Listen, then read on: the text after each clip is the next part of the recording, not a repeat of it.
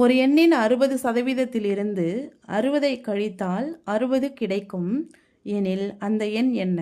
ஏ 60, B 100, C 150, D 200.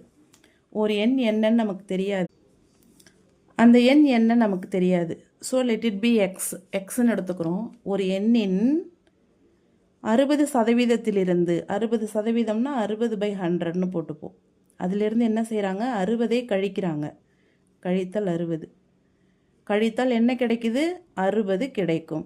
இதான் அந்த கணக்கு. ஒரு எண்ணின் 60%இலிருந்து 60ஐ கழித்தால் 60 கிடைக்கும்.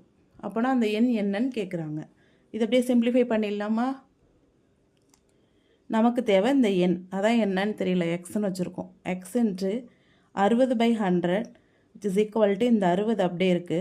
இங்கே -60 ஈக்குவல்ட்டுக்கு அந்த பக்கம் போகும்போது +60 ஆகிடுது.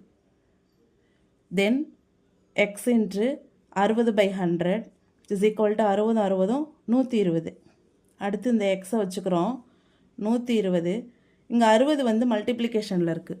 போன வீடியோவில் இந்த மாதிரி ஒன்று செஞ்சுருக்குறோம். இங்கே பெருக்கல்ல இருக்கிற 60/100 இங்கே கம்ப்ளீட்டாக என்னவாயிடுது? வகுத்தலுக்கு வந்துடுது 60/100. இதுதான் நம்ம என்னவா மாற்றுறோம் இப்போது.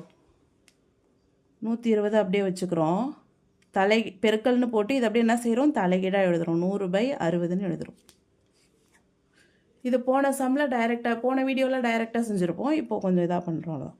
இப்போது சிம்பிளிஃபை பண்ணிடலாம். ஒரு 60, 2 60. இப்போ எக்ஸ் ஈக்குவல் டு 2 × 100 200.